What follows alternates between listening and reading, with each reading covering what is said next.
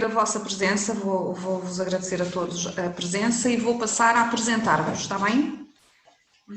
De Angola está o José Catiavala, que é sociólogo, é agente de desenvolvimento comunitário rural, presta assessoria a organizações de produtores agrícolas e familiares, é assistente na Faculdade de Medicina Veterinária do Ubango e é secretário-geral da ADRA, em Angola. Temos por Cabo Verde o Aguinaldo David, que é engenheiro zootécnico com mestrado em produção animal, é diretor executivo da Associação dos Amigos da Natureza e é membro participante da COSAN Cabo Verde. Temos por Portugal a Cristina Amar da Costa, que é engenheira agrícola, é docente na Escola Superior Agrária de Viseu e é investigadora na área da agroecologia e sistemas alimentares sustentáveis. Por Timor, o Vítor Carvalho é sociólogo político, é diretor da ETADEP, é coordenador do Comitê de Direção da ASATIL e trabalha no setor da agricultura e desenvolvimento rural, certo? Pronto, e vamos então agora abrir o debate. Eu tenho uma cábula, vou lê-la, está bem? Para conseguir ser mais clara. À vontade. Obrigada. Pronto, nós sabemos que com a pandemia e desenvolvimento e que sendo o seu desfecho incerto e até imprevisível, a maior preocupação está no impacto aos grupos mais vulneráveis à pobreza e à segurança alimentar e nutricional. É por isto fundamental que o Estado coloque em prática as medidas de proteção social para que estes grupos tenham acesso à alimentação adequada e já sabemos que as compras públicas de alimentos locais podem ter aqui um papel importante. Por outro lado, esta é uma oportunidade para que se mudem os sistemas alimentares dos países, seja através do aumento significativo da produção e da transformação para os sistemas sustentáveis de alimentos locais, seja sensibilizando a população e os decisores políticos para a importância social da economia destes alimentos e o seu impacto. Está tudo bem? Tá? A importância social e a economia destes alimentos e o impacto na saúde. É assim, mais importante do que nunca, que se rompa com a dependência das importações promovidas por grupos de interesses políticos e que se consolidem parcerias dos diferentes intervenientes. Estas são as conclusões do primeiro webinar do Alimenta CPLP, que aconteceu no mês passado, onde esteve a Guiné-Bissau, Moçambique, Santo Tomé e Príncipe e o Brasil. Vou convidar-vos agora a darem a vossa visão sobre estas prioridades e que referissem, sendo o caso, outras opiniões que sejam específicas aos vossos países. Nós vamos começar por pedir ao José Catiavala que nos fale e que nos mostre a sua visão nestas questões. Ok, pode ser, obrigado. Bom, nós em Angola vivemos uma profunda crise econômica, social e institucional já há vários anos. O coronavírus, associado à queda do preço do petróleo nos últimos tempos, só veio acentuar esta crise. E isto coloca-nos numa situação de muita vulnerabilidade social, porque ainda temos uma limitada capacidade no domínio da produção de alimentos. Ora, na verdade, estamos perante um duplo choque. Por um lado, são os efeitos da pandemia e, por outro lado, é a redução do preço do petróleo no mercado internacional. Como imagino que todos vocês sabem, nós dependemos muito do petróleo. Então, há aqui um desafio enorme que nós temos em Angola de escaparmos em paralelo da insegurança alimentar que essa situação vai e já está a provocar e da propagação do coronavírus. E aqui, tendo em conta a estrutura agrária do nosso país, que é dominada pelos pequenos agricultores, a agricultura familiar pode jogar um papel importante nesta situação de crise. Bom, os dados que temos em termos da evolução da pandemia, comparando com outros países, ainda temos poucos casos, embora a tendência é aumentar. Estamos agora estamos em plena época de cacimbo, temperaturas baixas, mas bom, estamos mais ou menos a tentar controlar a situação. Os casos aumentam e isso obviamente cria bastante insegurança, medo na sociedade, mas ao mesmo tempo que verificamos os casos aumentarem e o governo a aligerar as medidas restritivas no âmbito do estado de calamidade que foi recentemente decretado. Face a isso, o próprio governo adotou um conjunto de medidas de alívio do impacto negativo da pandemia. E há um conjunto de linhas de financiamento para o setor agrícola, algumas das quais direcionadas especificamente para os produtores agrícolas familiares. A nossa expectativa, tendo em conta experiências anteriores em que proclamam-se medidas de políticas públicas, mas que depois esbarram-se na sua implementação. Temos ainda muitas fragilidades institucionais, a influência das práticas de corrupção, que muitas vezes fazem com que as políticas públicas, embora muito bem direcionadas, muito bem concebidas, mas depois não têm os resultados desejados. Qual é o impacto disso? Claramente que nós poderemos viver uma situação de penúria alimentar, que em alguns casos já se começa a sentir, sobretudo nas periferias das grandes cidades, onde se concentra a maior parte da população angolana, e que, bom, são populações que vivem fundamentalmente de atividades informais, agora muito dificultadas por imposição da pandemia. Mas também abre-se uma oportunidade para a atividade agrícola. Estamos a assistir a uma maior valorização dos alimentos de origem da produção local.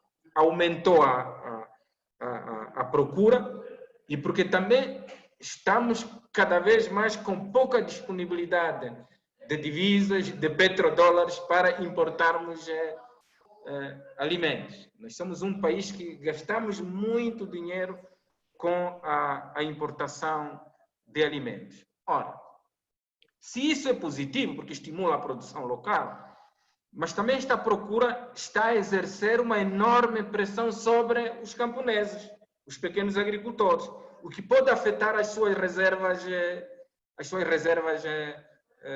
alimentares, atraídos pelo aumento dos preços dos produtos de produção local. Isso, como dizia, vai afetar as reservas alimentares.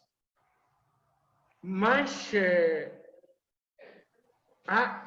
nós temos enormes desafios, e isso já falando das possíveis áreas prioritárias para estabelecermos parcerias entre os nossos países, no sentido de mitigarmos os impactos da pandemia e favorecermos a construção de sistemas alimentares mais resilientes.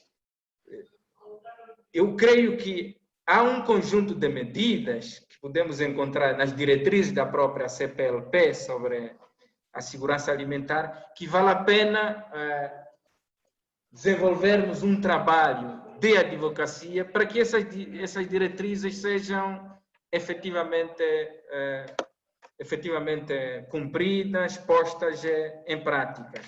E eu iria aqui a referir-me a 4 diretivas que me parecem fundamentais. E que isto foi um consenso, um acordo entre os Estados-membros da CPLP. Em primeiro lugar, o reconhecimento da importância da agricultura familiar. Nós aqui em Angola, mais de 90% das explorações agrícolas são de caráter familiar. E ignorar esta realidade, qualquer política que tentar ignorar esta realidade não terá sucesso.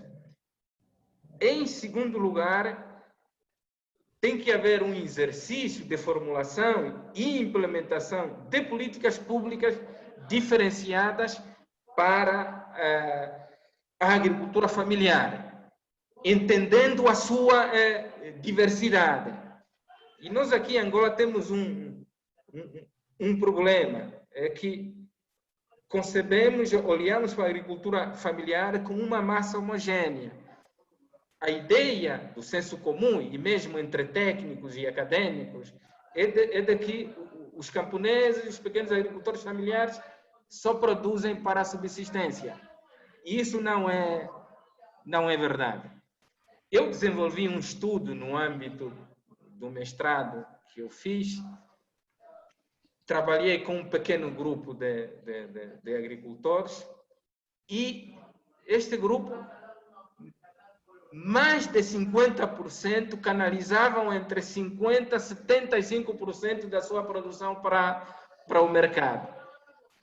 Portanto, é um setor com um enorme potencial para contribuir para a mitigação dos efeitos da crise.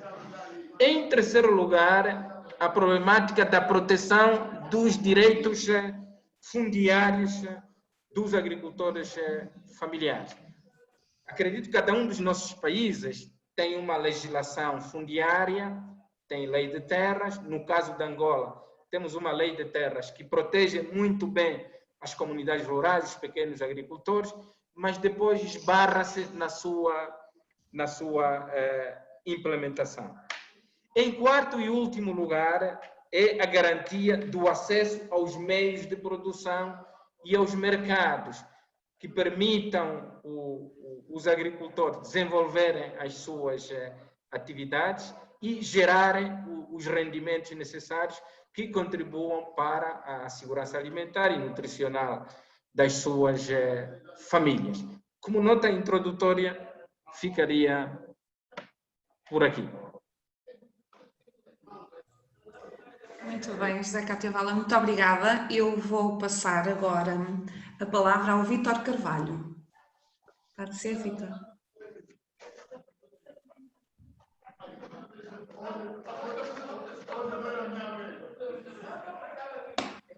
Estamos sem som. Está sem som, Vítor. Som. Não, está sem som. Outra vez.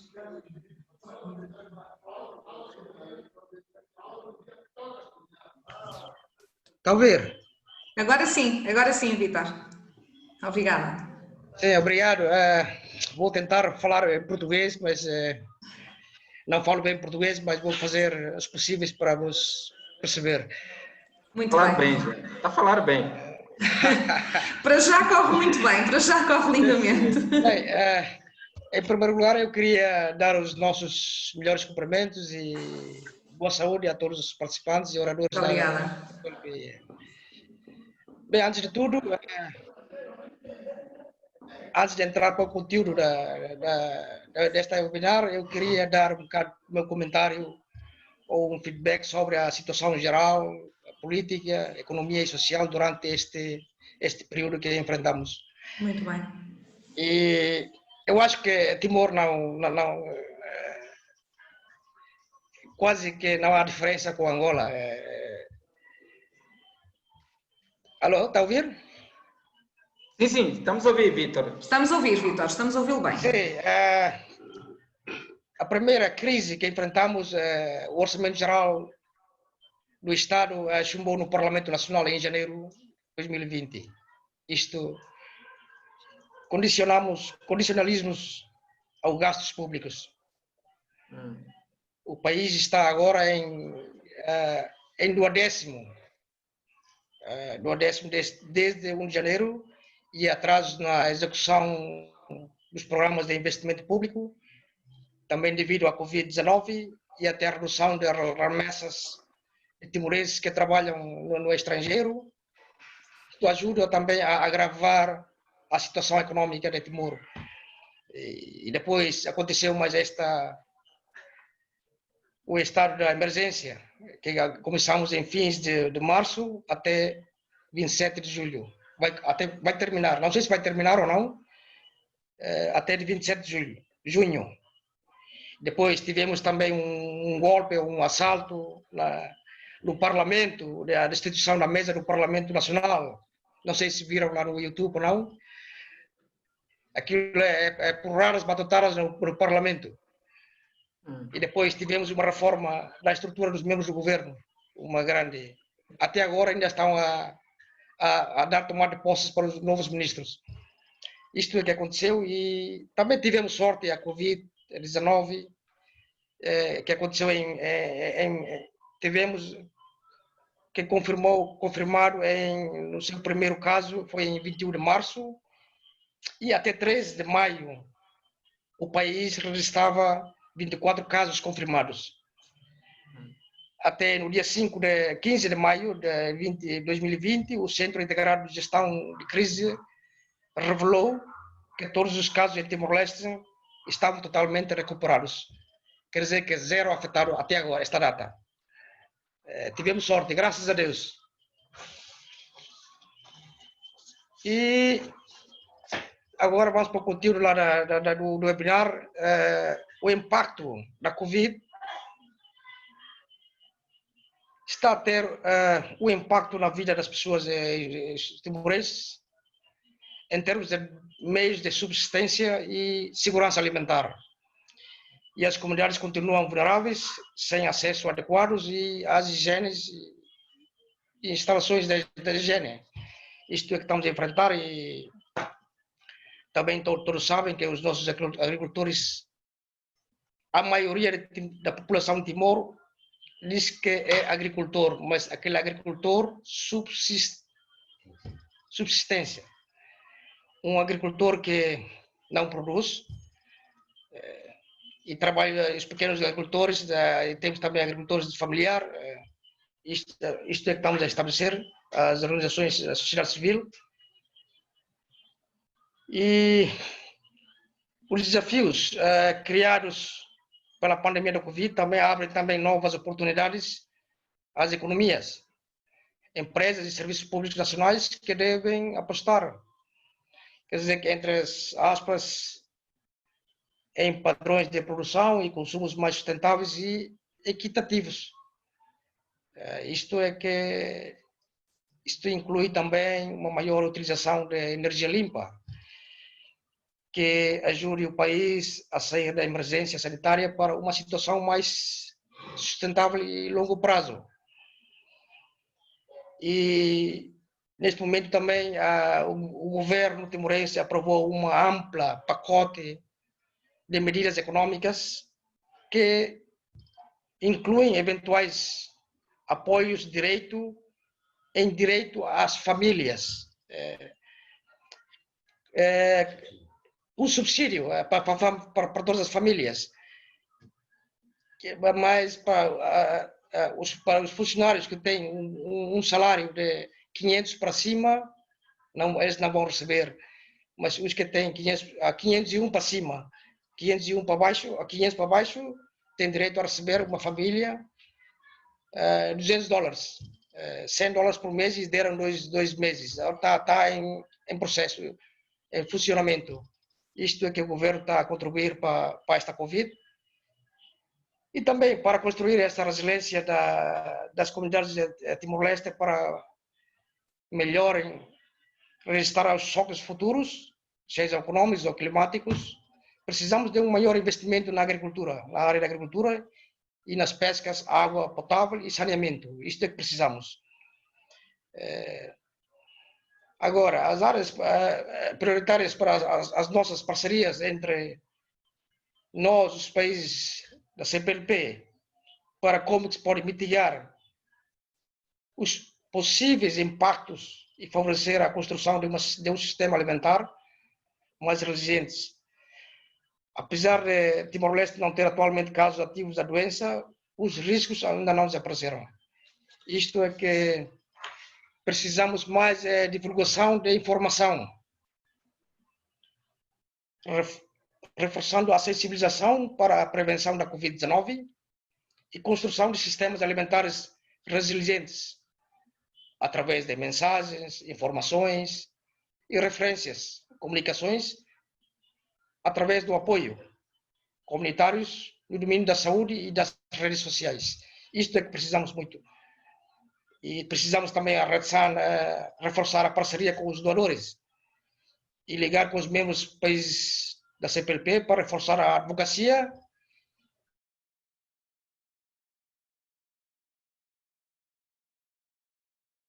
e promover agroecológico.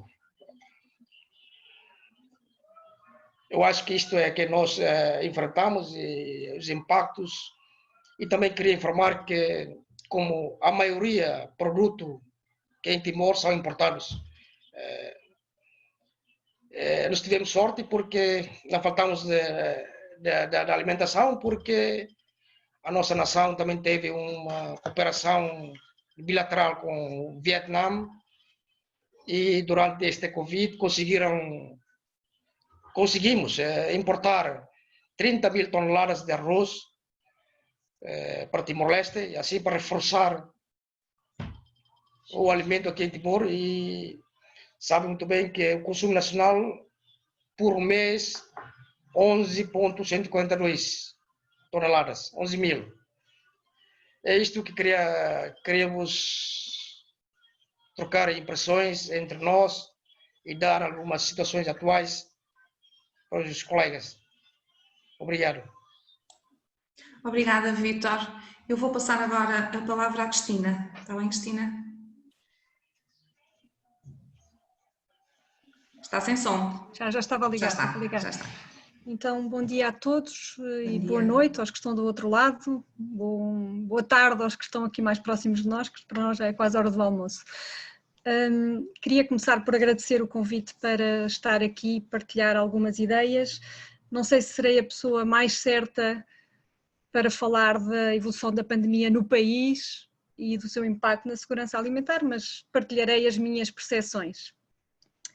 Nós não tivemos tanta sorte como Timor, portanto tivemos um pouquinho mais de casos, mas parece que nos estamos a portar bastante bem e temos conseguido conter a pandemia do ponto de vista da progressão da doença, sendo que desde que efetuámos o desconfinamento há 3 semanas, a coisa tem estado assim um bocadinho mais instável, mas aparentemente sem grandes ainda preocupações.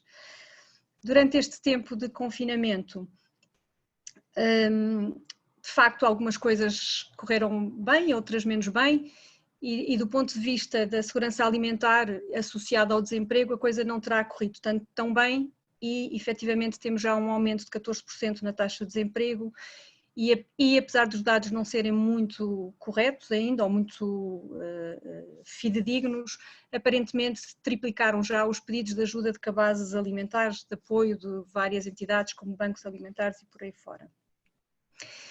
E diz também os dados do nosso Ministério da Agricultura que reduzimos em 40% as exportações, mas também reduzimos em 40% as importações de bens alimentares.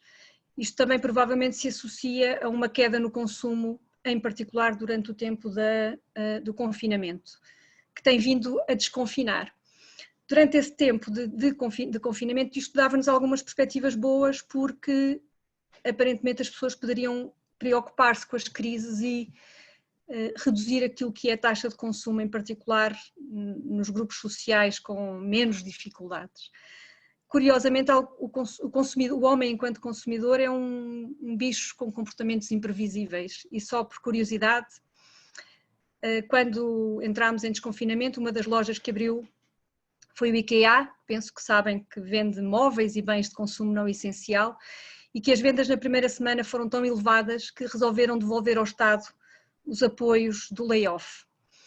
O que significa que as perspectivas que tínhamos de aprender algumas lições com crises como a pandemia do Covid-19 também nos deixam algumas preocupações, porque se calhar não aprenderemos tanto quanto seria desejável.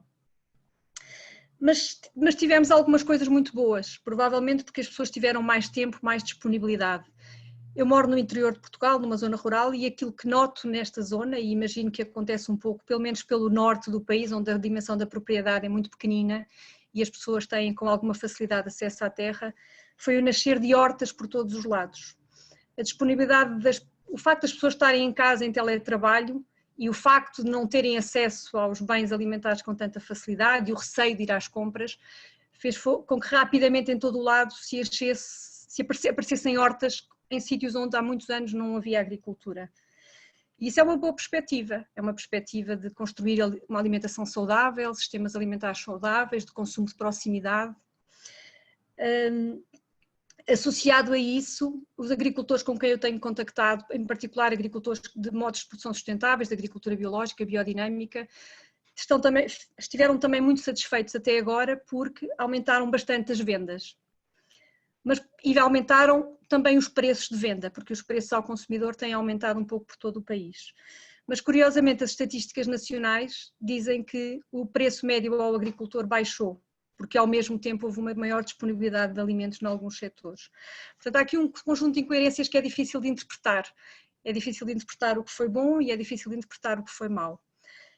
Relativamente ao tempo que as pessoas têm disponível, também se verificou e também se verifica que as pessoas passaram a dedicar mais tempo a cozinhar os seus alimentos e a deixar a comida fast food, o que também poderia parecer algo simpático. Não sei se quando deixarmos de estar em teletrabalho e deixarmos de ter tempo, se as coisas não voltarão atrás. Aliás, em particular acontecia também que as filas de entrada nos drives dos McDonald's e das casas de hambúrgueres eram gigantescas mesmo na altura do confinamento. Portanto, mais uma vez há aqui um conjunto de incoerências que é difícil avaliar e perceber onde é que isto nos vai levar. Que o desemprego continuará até o fim do ano, provavelmente continuará, porque não vai mudar nada muito até conseguirmos resolver a situação da pandemia, pelo menos na Europa, imagino que nos outros países não será diferente. Que durante o verão vamos provavelmente ter alguma dificuldade maior agrícola, porque durante o inverno as empresas agrícolas conseguiram sobreviver porque não têm necessidade de grande mão de obra, porque as tarefas de inverno são tarefas de menos quantidade laboral. A partir da primavera e no verão começa uma atividade agrícola que carece de muita mão de obra, nomeadamente ao nível da colheita. E não só nós já temos dificuldades em angariar esses trabalhadores em épocas normais, como neste contexto de receio das pessoas contactarem e se deslocarem, não sei se não será também um problema ao longo do ano e se isso não trará aspectos menos positivos para esta boa onda agrícola que acontecia um pouco neste momento. Por outro lado, um pouco por todo o país e em particular nas cidades, cresceu o consumo de proximidade, as vendas de cabazes diretamente aos consumidores, mas em simultâneo não houve mercados locais e reduziu o consumo não houve feiras e reduziu o consumo e as compras nos mercados locais. Portanto, mais uma vez, é difícil perceber o que vai acontecer. Mas aconteceram coisas muito interessantes. Por exemplo, a Associação de Produtores de Cabrito de Trás-os-Montes, na altura da Páscoa, tinha uma grande quantidade de cabrito para vender, que não conseguia colocar no mercado e que rapidamente, através das redes sociais, fez uma campanha de divulgação e no espaço de uma semana ficou sem cabritos para entregar. E ficou com uma base de dados de consumidores gigantesca que espero saiba aproveitar no futuro próximo. Até estas pequeninas coisas que aconteceram podem mudar e seria muito interessante para conseguirmos uma mudança no sentido de sistemas alimentares sustentáveis e de circuitos de proximidade. Mas isto sem estrutura de suporte, sem organização que mantenha estas dinâmicas, provavelmente cairá tudo por terra. Em Portugal, e eu sei que também noutros países, penso que foi no outro dia o colega de Cabo Verde nos disse que o governo tinha incentivado e tinha criado incentivos para que as pessoas fizessem as suas próprias hortas. Em Portugal também o governo também instituiu umas pequenas medidas, tanto a nível central como a nível local, no sentido de incentivar o consumo de proximidade e criaram umas plataformas, o Alimenta Quem Alimenta, o Prove, Dom Lafões, e penso que um pouco por todo o lado foram criadas, quer local, quer centralmente, estas plataformas, que tiveram um grande boom no início, e tanto quanto me soube a semana passada, por uma colega que trabalha no setor, esse boom inicial veio a decair ao longo do tempo e, portanto, neste momento é já residual. O que significa que ou rapidamente somos capazes de transformar estas iniciativas da sociedade civil, porque foi isso que aconteceu, foram iniciativas pessoais, iniciativas individuais, iniciativas de grupos locais, através de estruturas que as tornem vitalícias, que as tornam resilientes ao longo do tempo. Provavelmente a pandemia a longo prazo não mudará muito. Mas neste momento mudou algumas coisas, mudou efetivamente algumas coisas, nomeadamente ao nível da pequena agricultura, aqui no norte de Portugal pelo menos, no cuidado com a alimentação, na procura de alimentos mais saudáveis e mais do comércio local. E penso que o resto que queria dizer, se calhar na parte seguinte, porque não respondo já à segunda pergunta. Bem, obrigada, Cristina. Eu vou passar a palavra ao Aguinaldo. Está sem som. Já estou com som. Obrigada. Olá, bom dia a todos. A Bom apresentação dia. já foi feita, mas gostaria de agradecer, digamos, pela iniciativa de estarmos cá juntos a compartilhar, digamos, a partilhar as nossas experiências.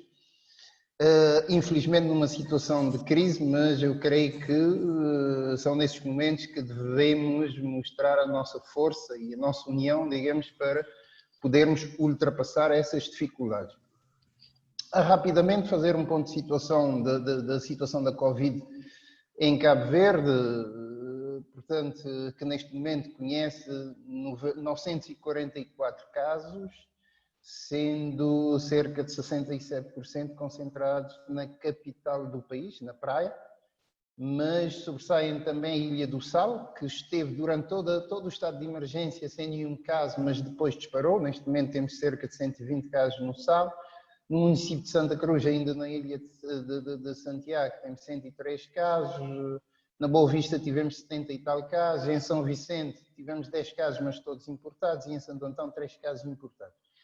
No momento temos 525 casos ativos, 419 casos recuperados, 8 óbitos no total, e ontem, digamos, tivemos um dos dias mais ativos com 54 novos casos. Pronto, relativamente a algumas particularidades de Cabo Verde, contrariamente a muitos países da nossa região aqui, a nossa economia em Cabo Verde depende neste momento essencialmente do setor terciário. Portanto, é um país de algumas assimetrias, pois as ilhas de Santiago, onde fica a capital, São Vicente, digamos, conhecem maior desenvolvimento, mesmo a nível setorial. Portanto, há essas assimetrias, tendo o setor terciário, impulsionado pelo turismo, uma maior contribuição na criação da riqueza do país, contribui com cerca de 70% do valor acrescentado bruto do país, seguido do setor secundário, com 19%, e o setor primário, onde se inclui a agricultura, com apenas 11%, digamos, do valor acrescentado bruto criado. Portanto, uma das consequências diretas dessas assimetrias é a localização da própria pobreza. Portanto, neste momento que se situa à volta de 26,6%, portanto, da população vive na pobreza, enquanto que 10,6% aproximadamente vive abaixo do limiar da pobreza. Percebe-se que a pobreza tem um rosto eminentemente rural, digamos, 72% da pobreza se localiza no meio rural, e afeta particularmente as famílias chefiadas por mulher, onde tem uma incidência de 33% contra 21% nas famílias chefiadas por homem. Dizia que o setor terciário é dominante, emprega 61, digamos, por cento, portanto, em cada 100 empregos, 61% vai para o setor primário, no meio rural, no setor terciário, e no meio rural, o setor primário emprega 54 pessoas em cada 100 empregos. O que explica, portanto, a elevada incidência e concentração da pobreza no meio rural, tendo em conta, digamos, o subemprego e os baixos rendimentos que se oferem deste setor, que é predominantemente tradicional e familiar. Portanto, 98,87% da nossa agropecuária é do tipo familiar. Então, o turismo aparece, mas isso devido a várias vulnerabilidades, o turismo aparece, digamos, como alternativa quase única, pelo menos a médio prazo, para fazer face à redução do fluxo da ajuda pública ao desenvolvimento. De facto, Cabo Verde tem muitas vulnerabilidades a vários níveis. A nível da agricultura, da produção agrícola, basta dizer que mais de 80% do nosso consumo provém da importação. Apenas 10% do nosso território, portanto, tem vocação agrícola, que junta a escassez de água, as secas cíclicas. Dizer que estamos a viver um ciclo de já quase 4 anos sem chuva, de modo que a situação não tem sido fácil e a insegurança alimentar é um dos principais aspectos da pobreza em Cabo Verde, nomeadamente no meio rural.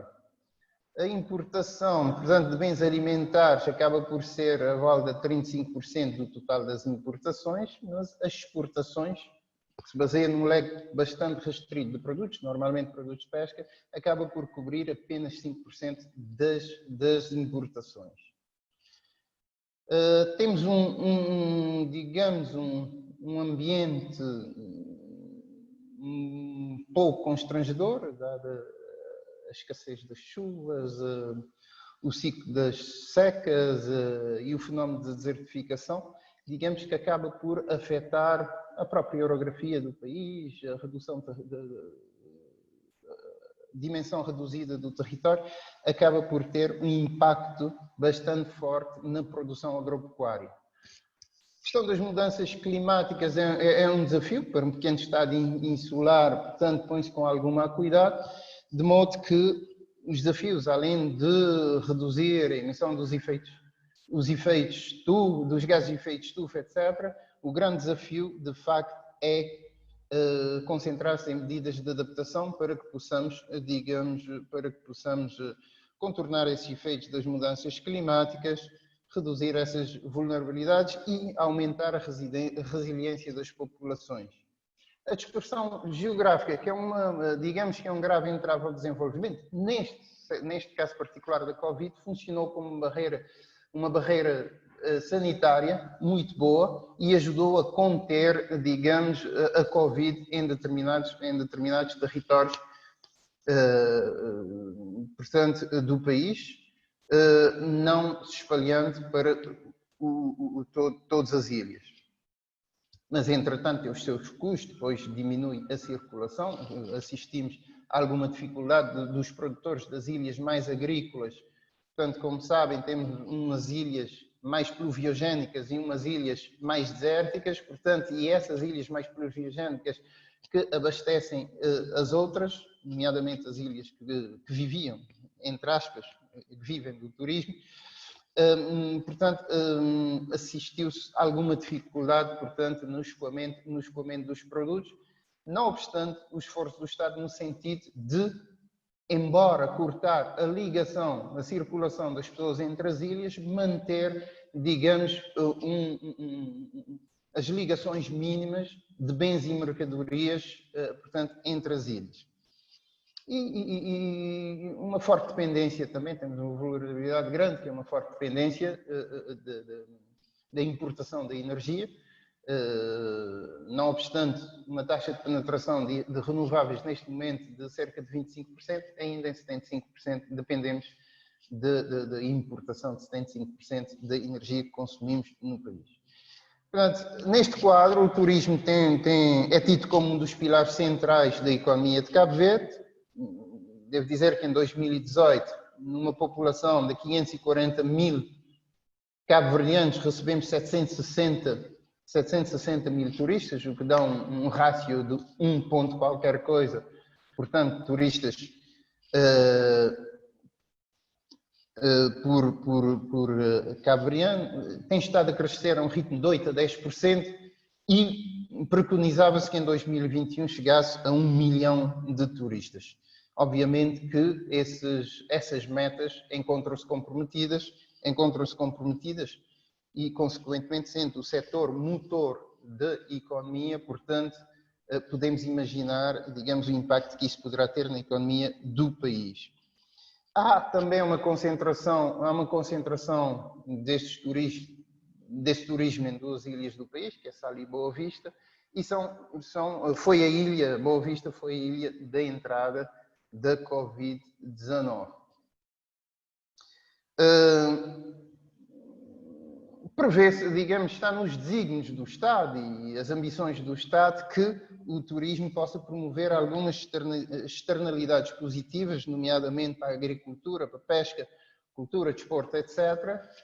Se na pesca, digamos, pode ser uma realidade, na agricultura não tem sido bem assim, tendo em conta algumas barreiras, nomeadamente barreiras impostas por questão de certificação, etc., que os agricultores cabo-verdianos não conseguem atingir esse nicho do mercado.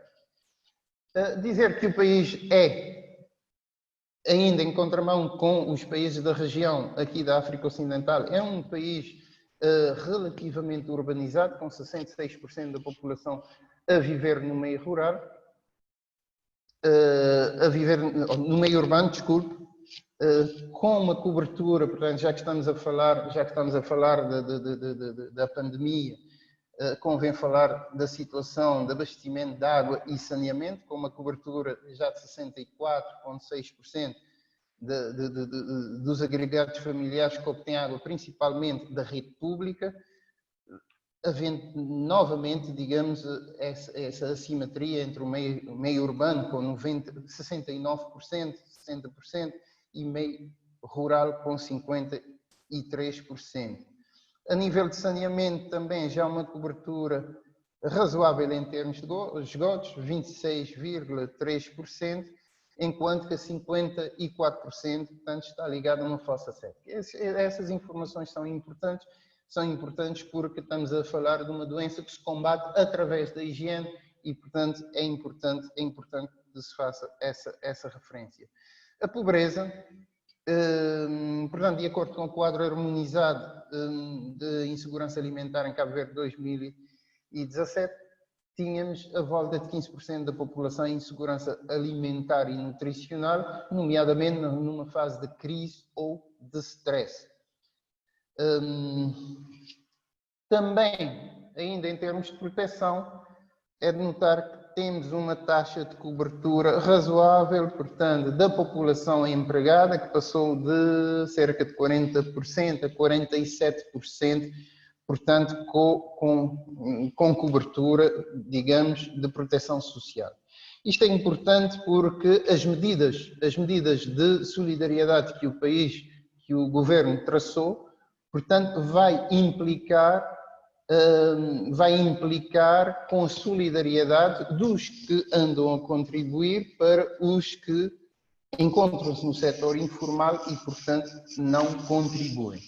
Assim, o governo tomou uma série de medidas, quer sociais, quer empresariais. Das medidas sociais, as mais importantes foram a atribuição de um rendimento social de inclusão emergencial, portanto, incluindo mais cerca de 3 mil beneficiários aos 5 mil que existiam. Essas pessoas recebiam cerca de,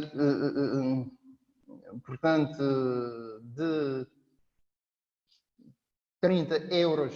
Portanto, são pessoas que não têm qualquer fonte de rendimento e que estão na extrema pobreza, digamos, para fazer face à situação de confinamento e resolução dos problemas alimentares. Houve também a atribuição do rendimento solidário, que abarcou cerca de 30 mil trabalhadores em regime especial de micro e pequenas empresas ou pessoas do setor informal, que receberam cerca de 100 euros durante um mês digamos, por falta de rendimento, e aqui se enquadram todas as vendedoras, por exemplo, dos mercados informais, vendedores hortícolas, etc., porque houve uma redução de pessoas nesses mercados e, portanto, as pessoas que ficaram de fora tiveram esse rendimento, e houve também assistência alimentar a cerca de 22.500 famílias, que acabou por abarcar 120 mil pessoas com salário abaixo do rendimento médio ou sem qualquer rendimento.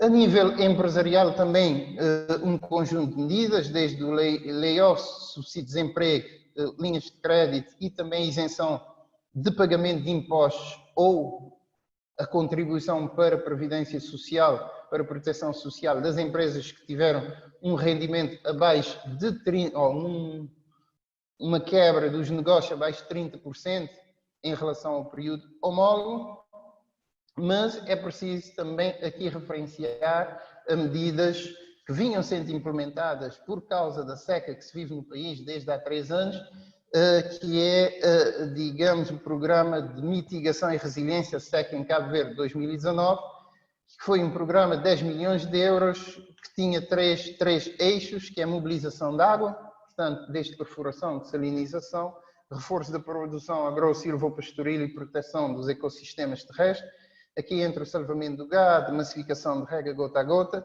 e reforço de resiliência das famílias, o emprego público, atividades geradoras de rendimento, etc. Portanto, essas são as medidas propostas pelo governo. Entretanto, houve uma forte, não sei como é que estou de tempo. Pode continuar. Entretanto, eu gostaria aqui, como elemento da sociedade civil, de me referir ao forte engajamento da sociedade civil cabo-verdiana, portanto, em respostas. E, no caso concreto, a associação que eu represento, que é a Associação dos Amigos da Natureza, portanto, e também já entrando nas áreas prioritárias que pensamos, nós atuamos em 3 áreas prioritárias, que é uma área de efetivação do direito humano à alimentação adequada, no domínio das compras públicas e também no domínio da agroecologia. Portanto, no domínio da efetivação do direito humano à alimentação adequada, portanto, temos um projeto que, por sinal, iniciou no mês de fevereiro, um mês antes do estado de emergência, e que tem por objetivo, portanto, a construção da governança para a segurança alimentar, a descentralização dessa governança a nível dos municípios e um terceiro eixo, que é o eixo da efetivação do direito humano à alimentação adequada. Neste aspecto fomos desafiados pela própria natureza do projeto, é um projeto de direito humano à alimentação adequada, mas também pelos próprios financiadores a criarmos um plano de respostas. Então criamos o que chamamos um plano de reação e mitigação face à Covid-19, pondo a concurso, digamos, abrindo edital, em 2 fases. Uma primeira fase que eram respostas emergenciais e uma segunda fase que era respostas de reconstrução. Na primeira fase conseguimos disponibilizar 30 mil euros, para os quais concorreram 43 associações locais de base, de desenvolvimento comunitário, e 11 associações de 6 municípios foram contemplados com financiamentos de 1.500 a 3.500 euros, que eram para respostas urgentes, em termos de respostas sanitárias, produtos de higiene, equipamentos de proteção individual, ou respostas a nível de cestas básicas para as famílias vulneráveis ou manutenção das atividades produtivas. Esta fase foi executada com sucesso e agora estamos na fase de reconstrução, que conseguimos colocar também mais ou menos o mesmo montante, 3 mil euros, para financiar 6 iniciativas, um por município, portanto, que é a resposta de reconstrução, ou seja, reativação de negócios que terão ido em baixo por causa da pandemia ou a criação de novos serviços sociais, alimentares, ambientais, que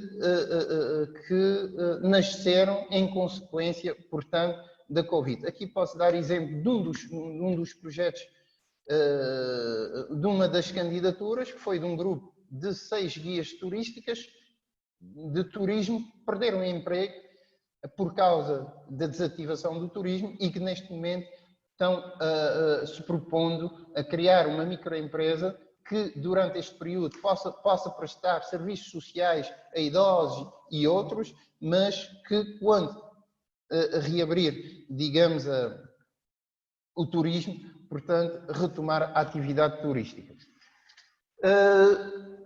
Para terminar, portanto, ia para as compras públicas também através de um projeto que chamamos Práticas Agroecológicas Resilientes de Comercialização Participativa como instrumento de segurança comunitária e nutrição escolar, acabamos por trabalhar com a Fundação para Ação Social Escolar, que não obstante as escolas terem sido suspendidas, portanto, este programa continuou a fornecer alimentos às famílias dos alunos. E neste projeto trabalhamos, digamos, na organização social, na criação de algumas alianças produtivas que acabaram por fornecer,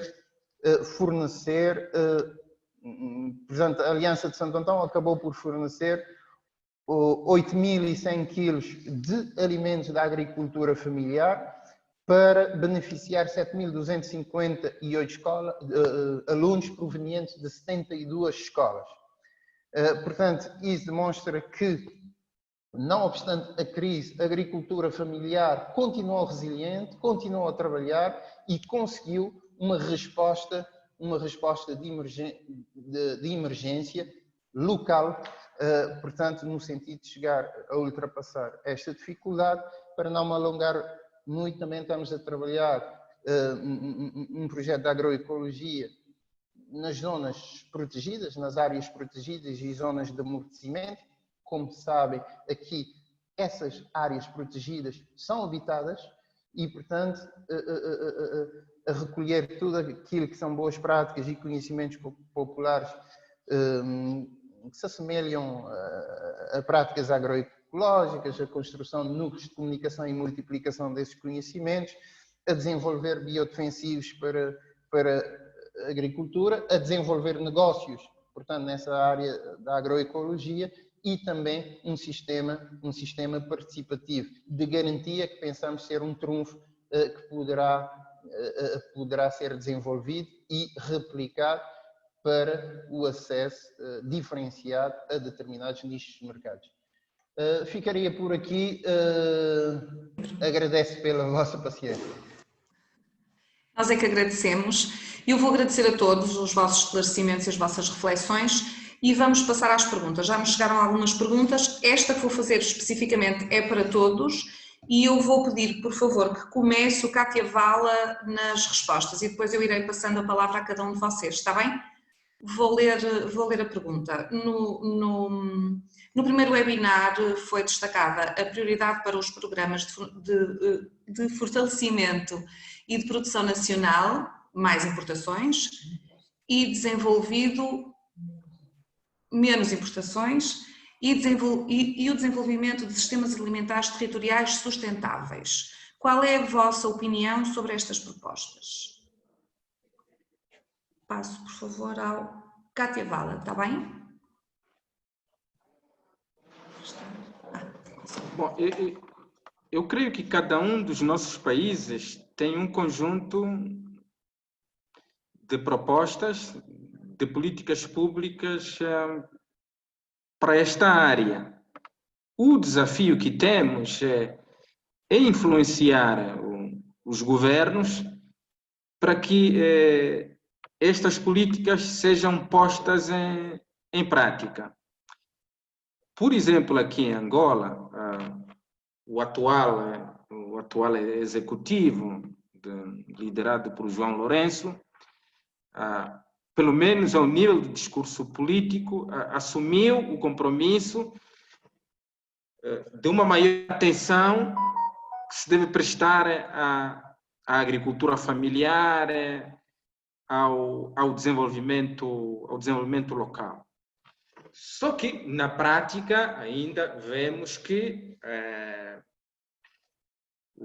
este desiderato não está a ser suficientemente posto em prática, na medida em que basta olharmos para os dados do Orçamento Geral do Estado, a percentagem alocada à agricultura ainda é muito irrisória, está muito longe do compromisso que, a nível da região aqui da África Austral, os Estados-membros assumiram, que é alocar pelo menos 10% do Orçamento Geral do Estado para o setor agrícola.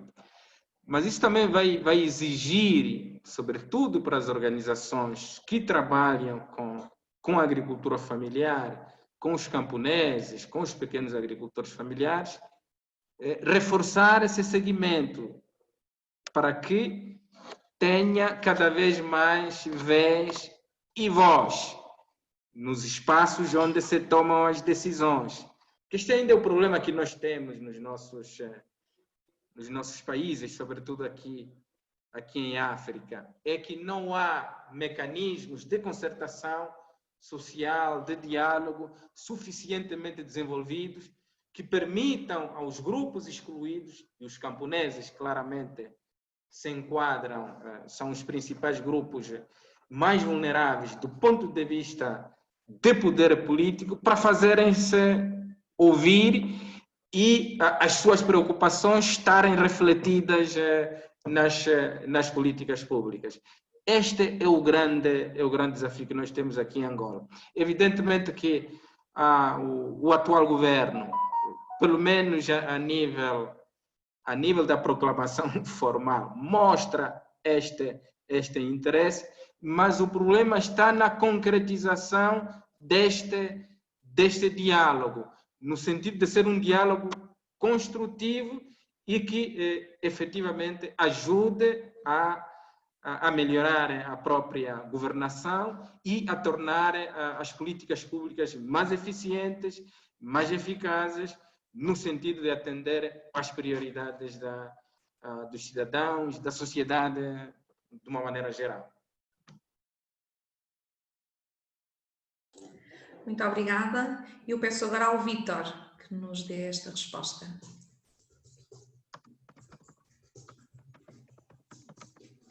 Está sem som, Vítor.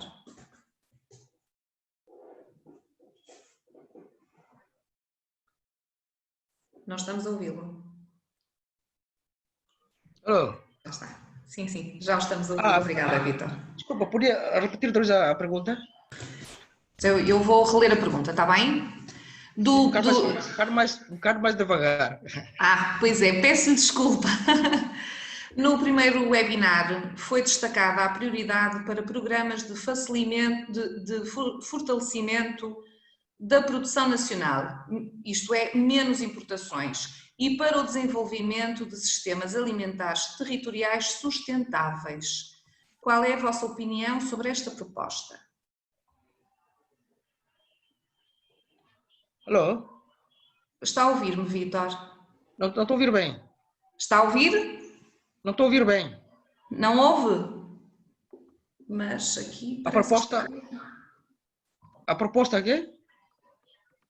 Para o fortalecimento da produção nacional, isto é, que haja menos importações, e para o desenvolvimento de sistemas alimentares territoriais sustentáveis. Nós precisamos da opinião do Vítor em relação a esta proposta. Sim, por isso mesmo hoje eu já falei. Está a ouvir? Estou a ouvi-lo perfeitamente.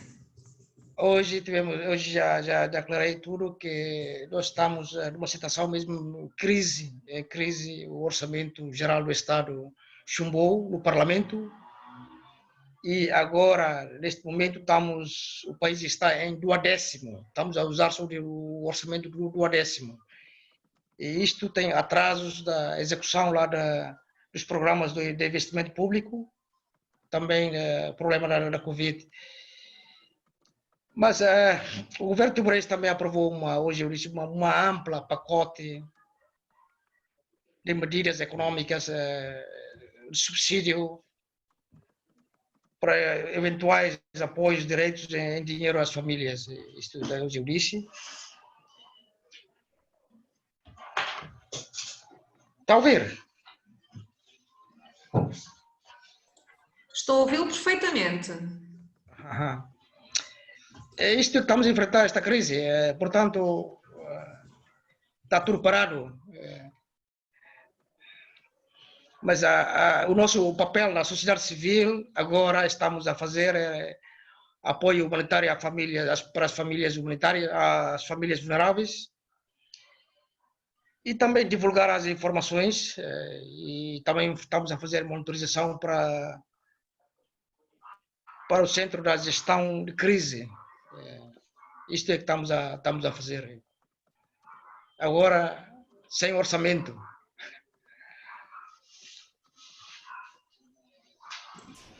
Muito bem, Vítor, eu agradeço-lhe. Vou passar à Cristina. Está bem? Obrigada, Dorlinda. Nada. Claramente que sim, não é? Eu acho que eventualmente numa sociedade capitalista, num mundo capitalista e global como vivemos, é difícil pensar em que os políticos queiram criar políticas com menos importações, mas do ponto de vista da equidade, da distribuição de riqueza, do combate à insegurança alimentar, claramente programas e políticas de fortalecimento da produção nacional e dos sistemas locais, territoriais, de qualidade, seria uma medida importantíssima, porque para além de permitir distribuir melhor a riqueza, de compensar devidamente quem trabalha e quem produz na agricultura, também permitiria valorizar um conjunto de serviços que são prestados pelos pequenos agricultores, em particular pela agricultura familiar, e que não é só a produção de alimentos, é também a preservação do ambiente, é também o combate aos incêndios, é também o acesso a uma nutrição saudável e segura, enfim, há uma série de outros benefícios, o emprego local, o turismo, as outras atividades, há uma série de outros benefícios que nós não contabilizamos nos programas e nas medidas de apoio à agricultura normalmente e que estão claramente ligadas e muito diretamente ligadas com medidas de apoio à produção nacional e com medidas de apoio aos sistemas territoriais, aos sistemas alimentares sustentáveis de base territorial. Portanto, claro que sim, que deveria passar por aí, só temos a ganhar com isso. É difícil, se calhar, conseguirmos convencer os decisores disso, mas temos que nos unir para isso, acho que é esse o caminho. Muito bem, exatamente, Cristina. Eu vou passar então ao Aguinaldo, que nos está aqui a mostrar qualquer coisa. Qualquer coisa. Não faz mal. Está sem som, Aguinaldo. Muito bem, já tem som. Agora já está com som. Relativamente a essa questão, digamos, há um grande desafio para um país pequeno e insular como Cabo Verde, com todos os constrangimentos que tem em termos orográficos, em termos mesmo de disponibilização de terra, de chuva, da desertificação a que está sujeito, é extremamente difícil, digamos, falar na supressão das importações. É claro que não foi isto que se colocou, mas dizer que o seguinte, nós ainda, durante muito tempo, se não há de eterno, vamos depender das importações. Basta dizer que apenas 10% da nossa área, do nosso território é cultivável e estamos a falar de 40 mil hectares. Não temos mais do que 40 mil hectares cultiváveis, que mesmo na situação de pluviometria, quando bom ano agrícola ou ano agrícola razoável, não conseguimos produzir mais do que 10% a 15%, 20% daquilo que necessitamos para o nosso consumo. Portanto, torna-se difícil a substituição da importação pela produção nacional, nomeadamente de cereais, de leguminosas como feijões, etc. Contudo, há determinados nichos ou setores que temos alguma potencialidade. Basta ver que neste momento eu creio que somos quase que autónomos em termos de produção de ovos. 90% ou mais dos ovos que consumimos são produzidos localmente. Carne de aves também, há uma grande autonomia nessa produção. O mesmo se pode dizer em termos de hortícolas e algumas frutas tropicais. Mas já em termos de laticínios, por exemplo, em termos de cereais, em termos de feijões, em termos de carnes, ainda temos um déficit grande. Eu penso que, pelas limitações atrás referidas, vamos ter que continuar com as importações. O que devemos fazer é valorização, digamos, o desenvolvimento de sistemas alimentares que são valorizadas, digamos, no mercado, pela qualidade e também pelos serviços, como já se referiu, ambientais que prestam. Então, aí deve haver esse diferencial que deve refletir no preço também, na remuneração dos produtores, digamos, para que continuemos a incentivar, portanto, essa produção local. A importação, como eu disse, deve continuar, obviamente que deve ser feita de forma criteriosa, portanto, em termos de produtos com alguma qualidade, digamos, no sentido de preservação e segurança alimentar, portanto, dos cabo-verdianos que irão consumir esses produtos.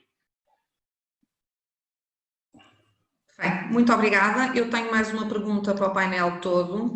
O Vítor sublinhou-nos a importância de consolidação de trocas e intercâmbios de informação, há ações de sensibilização na construção de capacidades. Qual é o papel que consideram que tem a plataforma Alimenta CPLP? Vou começar pela Cristina, está bem? Pensei que ias começar pelo Vítor. Não, eu decidi trocar isto tudo. Fizeste eu acho que uma das coisas que é cada vez mais importante é este tipo de intercâmbios e de troca de boas práticas e conhecimento, partilhar experiências. E se isto é uma coisa que parece fácil, se calhar, para este grupo de pessoas que está aqui, é algo que é muito difícil para o público, para as pessoas de quem estamos a falar, que são em particular os agricultores familiares, porque dialogar com eles, trocar conhecimento, ganhar o conhecimento deles e dar-lhes algum input nosso, não é exatamente o mesmo que fazermos isto entre nós. E esse é um passo que exige muito trabalho e que só se consegue fazer com todos nós. E principalmente porque ainda por cima é um trabalho que não pode ser feito naquilo que é a nossa visão moderna do tempo, que é um tempo de uma semana, de um mês, um projeto de 1 ano, 2 anos, 3 anos. Isso não existe na agricultura, isso não existe nos sistemas alimentares sustentáveis, isso não existe no direito humano à alimentação. Nós comemos uma vida inteira, não comemos um dia. Nós, para comermos, precisamos de produzir, e isso não se faz num dia, nem em 2 anos, nem em 3. E, aliás, estas famílias não pensam na sua vida, normalmente, no prazo de 2 ou 3 anos. Pensam no projeto de uma geração, de pai para filho, de filho para neto. E isso implica pensarmos a prazo, implica pensarmos em projetos e em formas de estar e de viver resilientes, que se sustentem no tempo. E nós só conseguimos dar esse passo e fazer essa troca torná-la efetiva, dialogando muito, e se calhar muito mais do que dialogamos, porque mesmo assim temos muita dificuldade em passar só da troca de boas práticas para depois para a sua efetiva implementação no terreno. Obrigada, Cristina. Eu vou passar ao Cátia Vala, está bem? O som. Está sem som.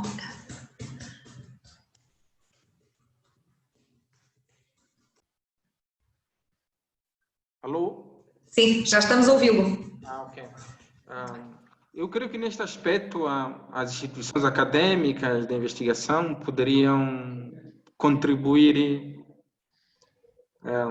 bastante no sentido de promover este intercâmbio, e a Alimenta CPLP poderia ser articuladora deste intercâmbio. É evidente que, como disse a Cristina, isto tem outros desafios, porque trata-se de trabalhar com um grupo social com características próprias, com uma racionalidade económica própria e que escapa aos ventos, muitas vezes, da modernidade, e ainda agora mais com as limitações impostas pela Covid, o desafio torna-se cada vez maior.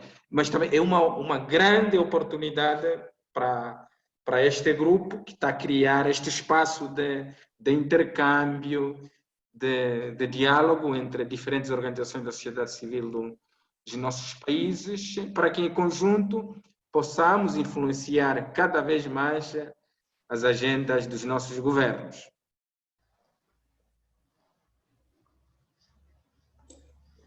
Muito bem, muito obrigada. Eu vou passar agora a palavra ao Vítor.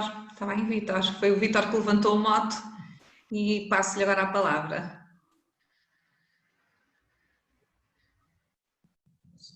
Está sem som, Vítor.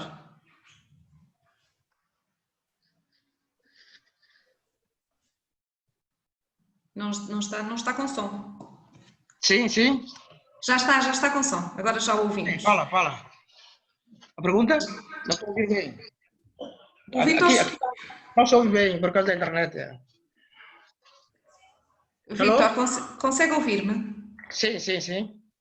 O Vítor, na sua intervenção, sublinhou a importância de se consolidarem as trocas de intercâmbios de informação e de ações de sensibilização e construção de capacidades. Qual é o papel que o Vítor considera que tem a plataforma Alimenta CPLP dentro deste mote? Como? Não me está a ouvir, Vítor. Consegue ouvir-me? Sim. Está a conseguir ouvir-me? Já está um bocado. Tá. Mas ouviu a minha pergunta ou quer que lhe repita a pergunta? Se pode, repita a pergunta. Muito bem. O Vítor, na sua intervenção, falou-nos da importância da consolidação de troca, de intercâmbio de informação e nas ações de sensibilização para a construção de capacidades. Que papel é que o Vítor considera que tem a Alimenta CPLP nesta consolidação e neste... Percebeu? Estou a perceber. Eu acho que esta iniciativa ajudará também os agricultores a cultivar e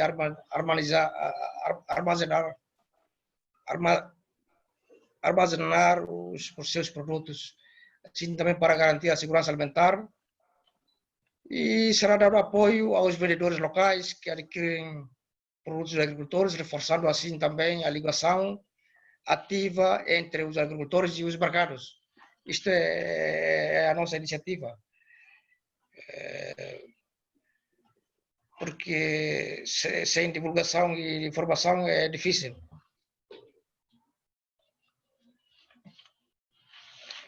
E também os desafios criados pela pandemia abrem também novas oportunidades às economias, empresas e serviços públicos nacionais, que devem apostar em padrões de produção e consumos mais sustentáveis, equitativos. É isto que eu queria dizer.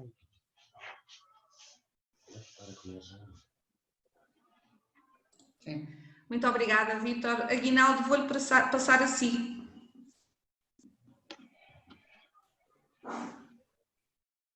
Som? Muito obrigado. Portanto, dizer o seguinte, dizer que efetivamente estes momentos são importantes para a troca de informação e também os intercâmbios. Contudo, é preciso que encontremos, digamos, formas mais expeditas e menos custosas, digamos, para proporcionar, digamos, oportunidades de intercâmbio e de trocas, e também acessíveis aos próprios agricultores. Eu acabo de partilhar, portanto, no chat, no bate-papo, digamos, o link de um blog que nós temos no quadro do projeto da agroecologia para partilha de conhecimento entre os agricultores, e aí vão encontrar também outros instrumentos, como o catálogo de boas práticas, também que já elaboramos. Portanto, é preciso encontrar esses instrumentos, digamos, para tornar essa partilha mais efetiva, eventualmente de forma mais célere e acessível possível.